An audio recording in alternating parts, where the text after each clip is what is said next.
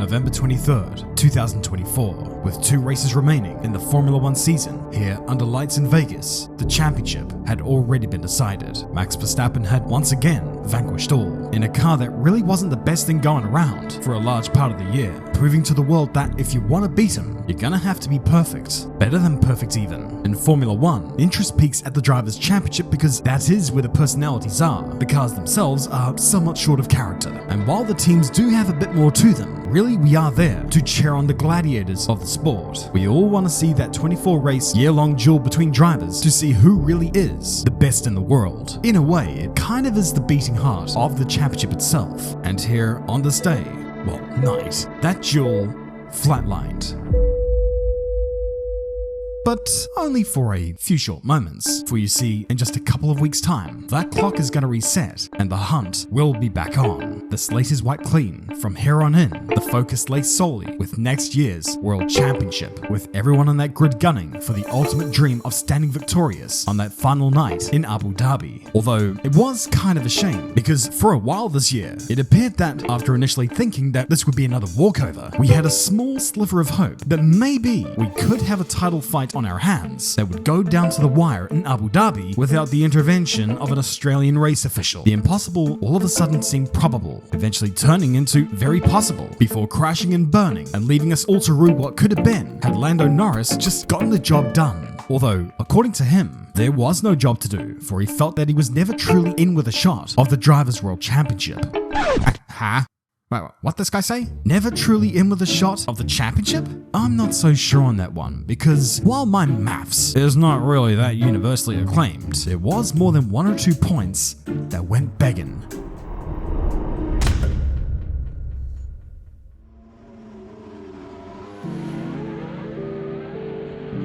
Heading into the 2024 season, everyone had at least one eye on the McLaren team. In the latter half of last year, they were largely the closest competitors to Red Bull, and how they got to that point was remarkable, given that in the first few rounds that year, they were nowhere. Points for them was more down to luck and not pace. But bear in mind, I didn't mention the word skill. Like, you can have a lot of skill, but your ass ain't getting points in a Sauber. You catch my drift? But then for McLaren, it all turned around, and they at last became regulars on the podium once again. Therefore, it was assumed that they would carry on this form into 2024, better themselves, and potentially snag a win or 2. Some were guessing that this would be Oscar Piastri's year to shine and prove his worth in the team. But lest we forget, the lion's share of podiums for McLaren last year did come from Lando Norris, a driver who most do accept has a high degree of talent, potentially even to be that next British hope. But while the praise is there, the hate is also there. Lando's detractors have long derided one aspect of him, and that was his propensity for bottling.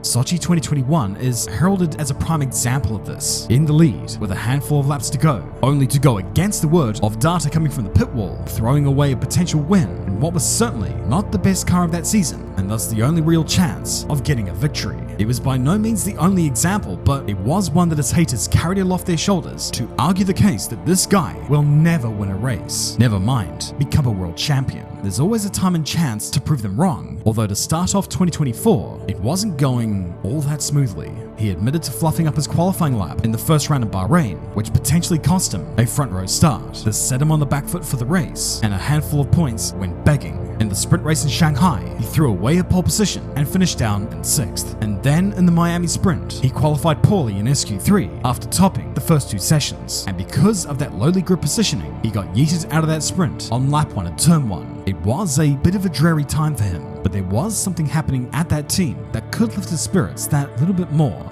That McLaren had become fast, really fast, and on Sunday, it was fast enough to allow Lando to take his first win in Formula 1. Admittedly, it was a bit of a fortunate win, but he did run away from that pack on the final restart. That race-winning pace was there, and this win was a long time coming. However, in the grand scheme of things, did this really matter? Over the last couple of years, we've seen teams come along with spurts of great performance, only to primarily dwindle in the dust left down by the Red Bull of Max Verstappen. What makes whatever the hell this is any different, any better? Incidentally, I get that question often when it comes to Surfshark. Well, okay, maybe not often, but since we're here now, there's a lot here you've probably heard already, but with our dependence online increasing every day, we want... no. We need our stuff to be protected. We'd like to think that our information is safe, but with trust online being at an all-time low, you are going to need proper security. And I'm guessing you know what Surfshark is all about. In case you don't know, it's a VPN service that protects your information by encrypting all the data that you send through the internet, thereby protecting it and keeping any of life's more interesting creatures from getting at it. But hey, you're looking for something else? You want a little bit extra? Are you, for argument's sake, sick of having your content restricted based on your location? Well, join the club. Or do you? Because with Surfshark, you can solve that problem by simply changing your location, at least virtually. Not only is this good for people who want to keep up with their favorite shows, but it can also be a vital tool for those who live in countries that, for whatever reason, view the concept of freedom in the same vein as witchcraft. It ain't quite teleportation, but it is about as close as we're gonna get right now. So, secure your privacy with Surfshark. Type in the link on the screen right now, or click it in the description to get an extra 4 months free with your subscription, fully protecting yourself when all is said and done for something like a couple of bucks a month. And remember, it's 4 free months and a 30-day money-back guarantee as well. So what the bloody hell are you waiting for? Okay, back to the show. So it did seem as if McLaren and Lando had something to fight with, but if they were going to rein in Max, they had to claw back a 53-point deficit with 18 rounds remaining, and that would have been just a little bit under 3 points per round, which did include 4 more sprint events. In theory, that is quite manageable, especially if that McLaren was all that it was cracked up to be. But at the stage, no one really believed that they were going to be a serious threat to Red Bull. That was until they legitimately became one. At the next round at Imola, Lando ran Max right to the flag. Had the race gone on for just a couple more laps, he still probably wouldn't have passed him, but the pace was there. You could see it. Sure, the gap in the points tally ballooned another 7 points, but seeing the form of that papaya rocket, Max and Red Bull must have been shaking like a dog shitting peach seeds, because this didn't seem to be a flash in the pan. That McLaren had some serious pace. The next round at Monaco was an opportunity for Lando to claw back some points, and he did do that, 4 to be exact, but then it swung back the other way by another 7 points when McLaren bungled a strategy call in Montreal and ruined a potential win for Lando. So far this year, any points thrown away by Lando hadn't been truly egregious. It wasn't as if he was throwing away points recklessly almost every single weekend. This did feel more like the push and pull you would get with any old championship battle. There are gonna be weekends where you just can't maximize for reasons typically beyond your control, though at the beginning, the spotlight was not on him because people didn't really believe there was a title fight. But now that the McLaren was getting faster and faster, more eyes were diverting onto him. He was about to be scrutinized so much more, and with what was to come, that was the last thing that he needed. In Barcelona, he threw away his pole position, ceding places to Max and George Russell. He would get back past Jorge, but he would not repass Max for the duration of the race, and thus another 7 points went down the drain. In the Austrian sprint, in an astounding move, Lando passed Max for first, only to be repassed again just a corner later after he rolled out the red carpet and announced, "Oh, go on then." Now, I get that does seem a little harsh, but did he really have to lose position as well to his teammate Piastri? If the roles were reversed, Max would have made good and damn sure that Lando would not have a sniff at repassing him like he did. Lando's complacency was his failing here, and it kinda seemed to be a bit of a recurring theme. As for the main race, pinning any of that shit on him would be asinine. As things stood, the points tally had ballooned by over 30 points since Miami. It would have been expected that Max would make life as difficult as possible to get said points, but this was a lot to bleed. The RB20 was still somewhat in the fight in terms of pace, but that pace would soon take a nosedive and present an opportunity for Lando to pounce. But as you're going to see, he didn't quite do that. He was the pace setter in Hungary, topping 2 out of the 3 practice sessions and taking pole position. Around a track where passing is nigh impossible by the first 2 corners, all Lando had to do was get the whole shot and run away as his teammate played Ray Gunner for the remainder of the race. But he couldn't even do that, for once again, Lando munted his start, lost the lead to Oscar, and just couldn't get back past him again for the longest time. Thankfully, for him anyway, McLaren absolutely screwed over Piastri with a strategy call and ultimately resulted in the order being reversed and Lando back in the lead. McLaren pleaded ignorance, saying we didn't know that would happen, despite everyone watching knowing it was a boneheaded call, and begged Lando to let his teammate back past for the lead. But really, in that moment, as selfish as this may seem, he should have unleashed his inner Michael Schumacher and said, "Fuck your feelings, I am the captain now." Instead, he relinquished and gave up his lead and win to Piastri, which, while being a commendable and total sweetheart move, whittled a potential 15-point gain on Max down to 8. Sure, a lot was made of McLaren's fumbling strategically, and they do deserve it. But none of this would have happened if Lando just for once kept the damn lead heading out of turn 1. This was becoming a constant problem with the guy. It seemed that every time he got pole position, he failed to convert that into a proper lead beyond the first 3 yards. He did acknowledge that he did have a problem with the starts, in particular pertaining to wheel spinning, but there also just seemed to be an inherent lack of aggressiveness in comparison to his rivals. Whatever the hell his issue was, only really he knew, and only he could solve it. In Belgium, the PTSD from Hungary was evident. He gave a wide berth to Piastri at La Source, which converted his 4th place into a 7th place. And with Max starting down in 11th by virtue of an engine penalty, this should have been a prime opportunity to close that points gap, but instead he finished behind him. If not for the shoddy qualifying lap and a spout of rallycross at the start, he could have taken more points out of Max Verstappen's lead, especially given his teammate, who he had qualified ahead of, had almost won that race. Eventually, though, the sun would shine upon him, for at Zandvoort, in the backyard of Max, he would emerge victorious and take his 2nd win of the season. But not before he butchered yet another pole position, with Max taking the lead into Tarzan and keeping Lando's shitty whole shot record intact. Had the McLaren's pace not been so absolute, it would have been almost impossible to repass Max for that lead, and this pain wouldn't end there.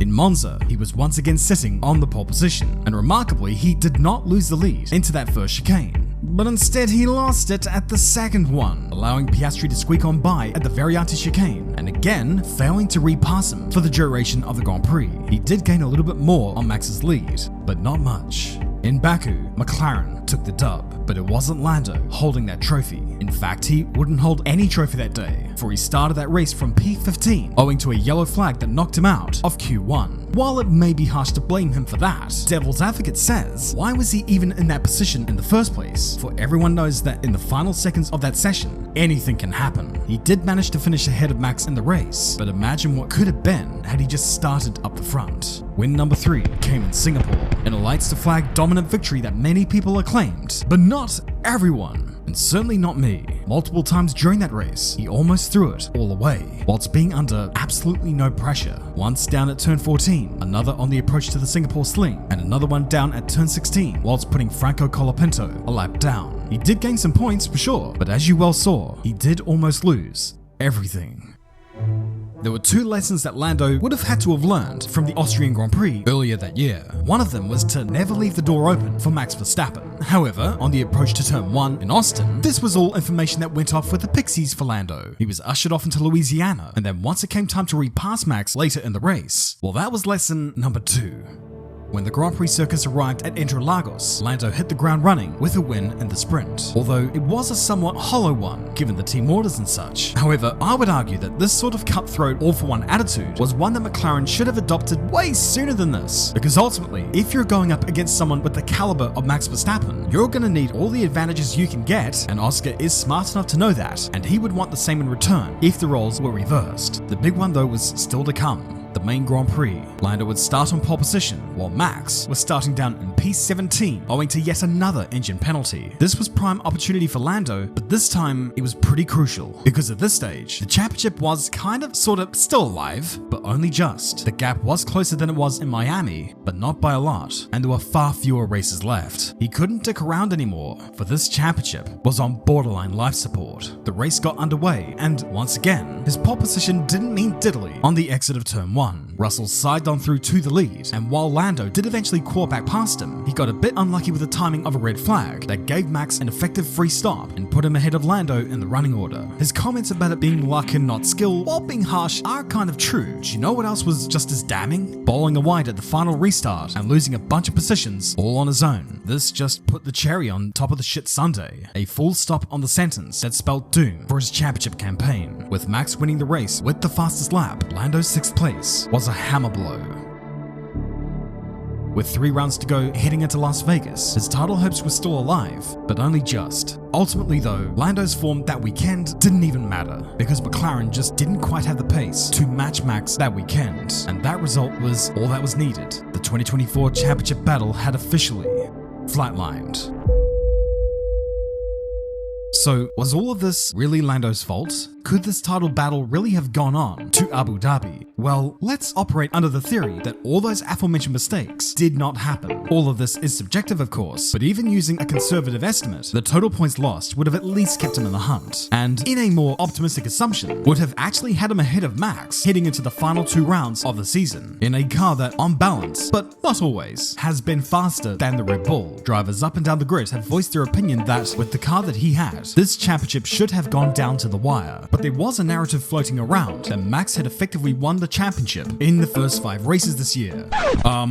Excuse me? Oh, okay. So those other 19 races don't mean diddly? Yeah, Max did have a 53-point deficit over Lando from Miami onwards. On paper, that was a large deficit to overcome, but it would have required an average of under 3 points per round to gain on Max. Kimi Raikkonen had a large deficit to Hamilton and Alonso in 2007 with 2 rounds remaining, and he still managed to make it work. So this narrative that it would have been almost impossible to rein in Max is just horseshit. Yes, I said horseshit. Find me, Muhammad. It'll give you something to do whilst you're not firing everyone, you colossal clown. Now, look, this isn't meant to be a slander piece. Despite what you may think, I certainly don't hate Lando, but his mistakes were far too costly, and me mentioning them here isn't to gawk or laugh at him, but to lament what could have been. I ran out of superlatives this year to express my frustration as this Donny kept on playing in the sandbox in a chariot that could have given him the gold. Those mistakes threw away what was otherwise a breakout year for him, because when he was on it, he was miles up the road from a teammate much revered around the world, and sometimes almost made him out to look like a joke. What Lando lacks, perhaps, is that killer instinct, that mongrel that wouldn't mind hurting some feelings. The lessons learned from this year will help wash away his bad traits, his eye for the art of the bottle, and perhaps the key ingredients will fall in place once that checkered flag drops in Abu Dhabi and the clock resets once again.